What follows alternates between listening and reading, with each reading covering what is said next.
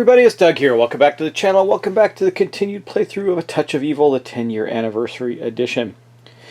Now, a few episodes back, we had these bar guests come into the town, and we had some fighting going on. So before we get started on our turns, I want to make a correction. I'm not going to correct the board. I'm just going to tell you what it is. When a creature, any creature, runs into a barricade, the creature is removed from play. This is actually a good thing for us in most cases, and the barricade is removed. So once again, usually when I make an error, I do it in a way that's harder on myself, because it would be much easier to get rid of the monster in the barricade and then put up a barricade for two investigation at no risk, right? So I just want to let you know that is the case here, and I did not do that with the bar guests because there's so many little rules you have to read. It's hard to keep track of them all. Also, I want to remind you that this is not an error, but this is just a thing. We have this, and I got to remember this. When a hero ends their movement in town space or the manor, we have this problem come up, and everybody's still at -1 fight dice because the epic encounter has nothing to do with weather. So hopefully we get another weather card come up soon enough, and that goes away because it's making it harder for us to defeat the enemy.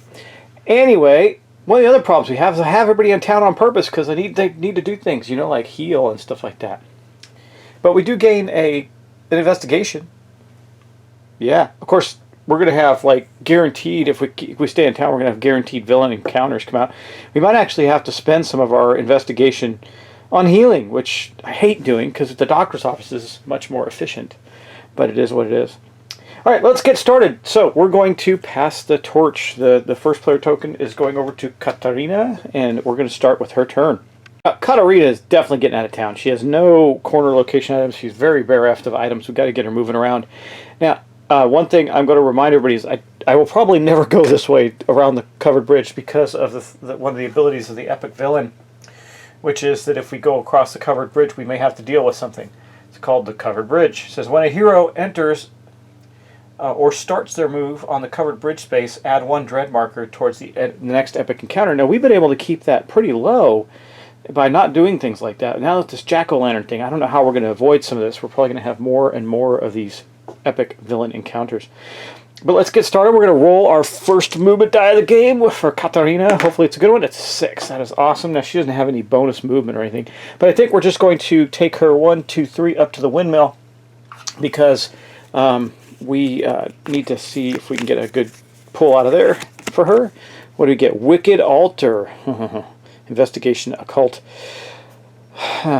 The candles are still burning and the stench of death fills the air. Someone was just here, or maybe they're still here.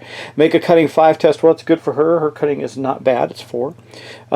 Get 1 investigation for every 5+ rolled. If any of the dice rolled are a 1, you are attacked. Roll once on the villain minion chart. That's actually not bad because I'm still trying to solve this other objective that we have, which is this break the hateful curse, which means we have to get attacked in corner locations. I think this would apply based on the keyword attack. But let's first roll our roll and see if we even have to bother. All right, let's see what we got. Well, about the worst roll we could have gotten. That's awesome. Why is this so bad? Well, we didn't get, or once, we didn't get attacked. That's not helpful. And we didn't get anything else either because we didn't roll any successes on 4 whopping dice. Well, that's the end of her encounter there. Wow, that was really wasteful. Waste of a turn. Anyway, that's the way the ball bounces. So I guess she's scrounging around. She found the altar, but couldn't really figure anything out about it. I guess she is after all, a bandit, right, or something. She's a smuggler, outlaw. Yeah, she's an outlaw. She's not really into all the occult stuff. She didn't really care. I guess that's the nature of that story right there. But now we're going to move on to Inspector Cooke. Maybe he's down here in the old woods. Maybe we'll get something done. Now, Inspector Cooke has stuff. He's got stuff everywhere. Got to remember where he's gotten all his stuff from so I don't send him back. He has everything. The only corner location he doesn't have something from right now is the windmill. And he's got a lot of good stuff. So we're going to see what he's going to do next. Now, he's probably the one that's probably going to have to run around town and do things. But he gets a 1. Okay, well, the good news is we're going to get an event card. So let's see what he gets here. Another autopsy. We have 2 of those. So I think he might end up heading back toward town. We're just going to move him right there. I don't want him to linger because lingering is bad. So we'll move him right there. He's heading back. It's just going to take him a little while. That guy's a really, really lame turn, isn't it, guys? But like I said, that's the way it goes. So let's move to Carl now. Carl now he's in the town square. He's also not healthy. I was planning on just moving him to the doctor's office this round, but maybe not. I actually think we're going to have to. He's got to get healthy, and so I rolled a 3 for him. So he can't get very far anyway. We are going to do that. So there are jack-o'-lanterns sitting outside the doctor's office. So we're going to add a dread counter, which we don't have any right now, to the track right here for when we roll, and it says gain one investigation as well. So he gains that, moves to the doctor's office. Okay, now that he's there, he is going to gain an event card for being at the doctor's office, which we get if I could just reach it. Take an item from any discard pile. Any discard pile. I'm going to have to look at that and see if we have any items. I don't know that we do.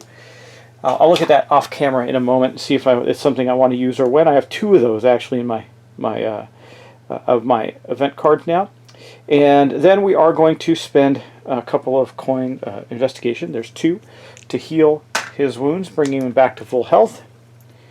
And while we're there, he is going to spend another 4 investigation. There's 5. I'll just give him another one back to place a militia in the doctor's office. Because remember, we got to get that done ASAP. So there. That was his turn. Now we only have to put another token for the militia in the church. You know, again, there's not enough to put. I wonder if you only have to have them, if you don't have to have it in the town square. Maybe that's the mistake. It doesn't specify that, but that would make sense because there's only enough of the militia tokens to circle the village. And you'd think that if they make that a rule in the game, they'd give you enough tokens. So, but it doesn't say that. So I'm going to go with we need to have it on all 5 spaces. All right. That is the end of Carl's turn. Again, not a very helpful turn for us overall. But let's go on. We're going to go on down to Isabella von Cooke. She is a little hurt too. I would love to get her healed up. Let's see what she gets. She a 1. Well, we can get her out of town, but the question is, do I want to? She gets knocked away. Play this with any hero, including yourself, is about to take more wounds in a fight. Prevent all those wounds. Instead, choose an item to discard. That's good. That's really good in the final showdown with our big bad boss. We got a 1.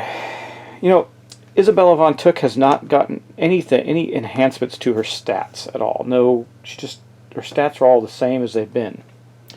So, while she does have 4 decent items, and she has been to the windmill, I think, twice now, right? Finally gotten a windmill item. I can't remember which one. It was a pitchfork? That's pitchfork. She needs to head somewhere else, but I don't know.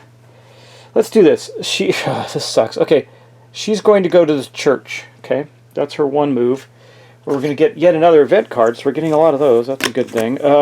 Just a scratch, prevent a 1 wound that a hero or town elder, evil elder, or villain is about to take.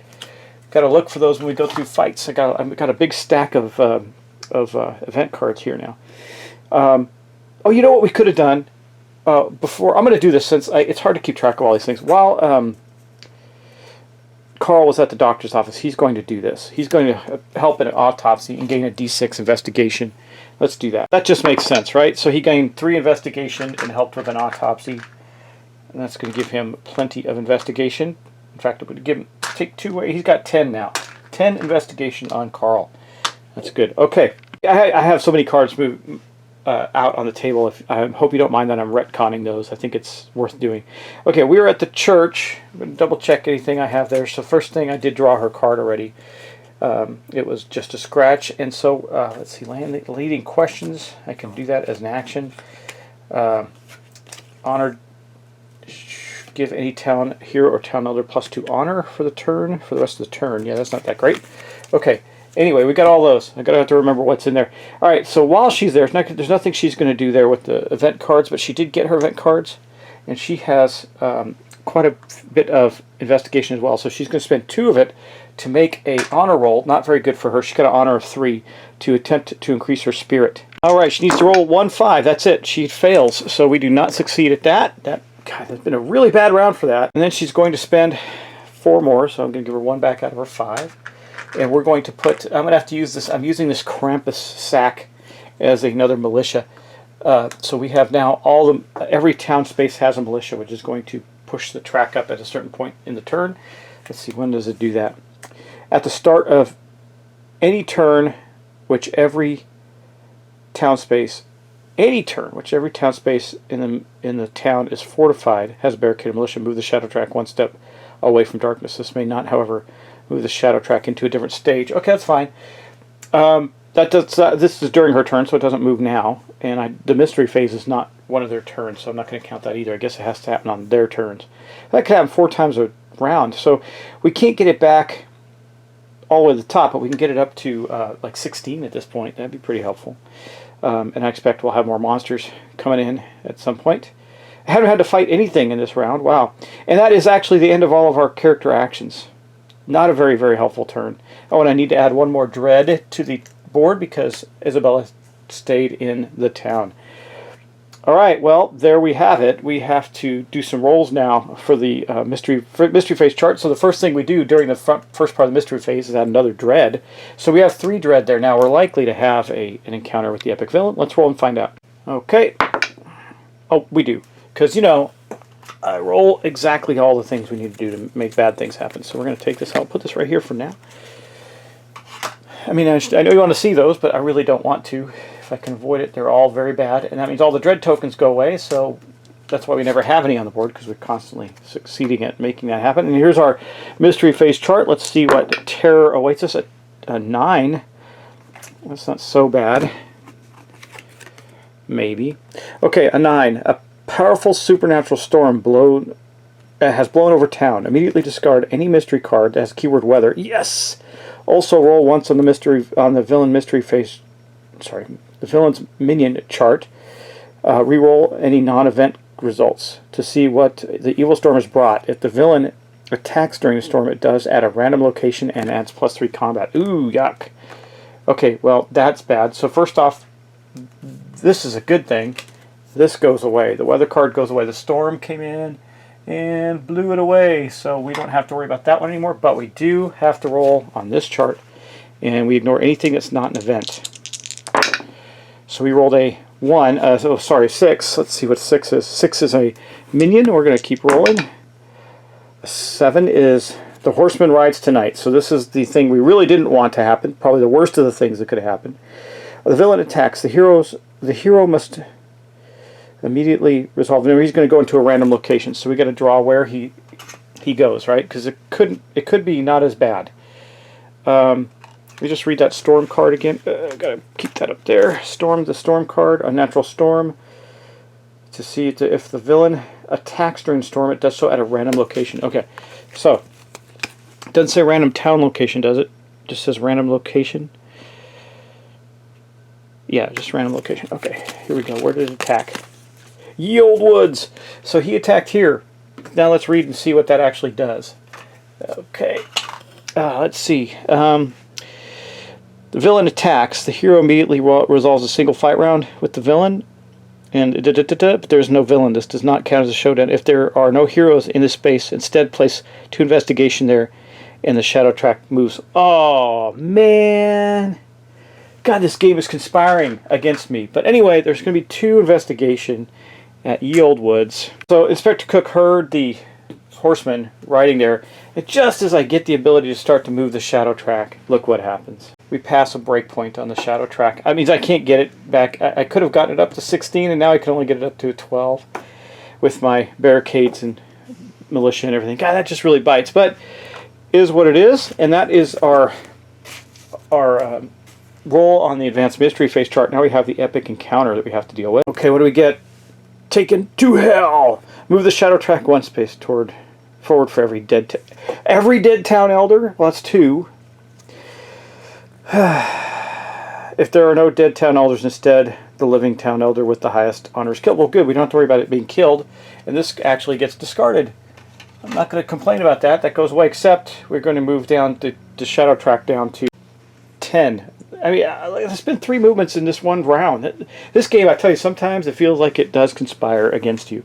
And we're nowhere near, I don't feel I'm anywhere near taking on the horseman yet.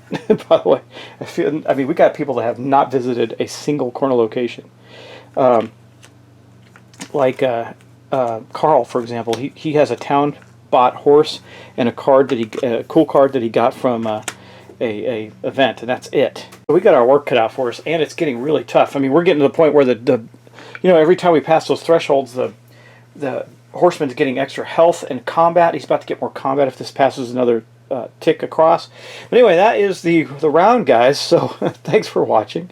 Thanks for subscribing. Yeah, so we're having a bit of a tough spot this turn. Nothing really eventful happened on the positive side for the heroes, but eventful good things happened for the villain. And that's sometimes the way the ball bounces in A Touch of Evil. I mean, when someone asks, who would you recommend this game to? I would not recommend it to people who don't like random events and things like this. It is completely dice driven, right? So even though you have lots of ways to add dice, mitigate dice, it's still luck based completely on everything you're doing.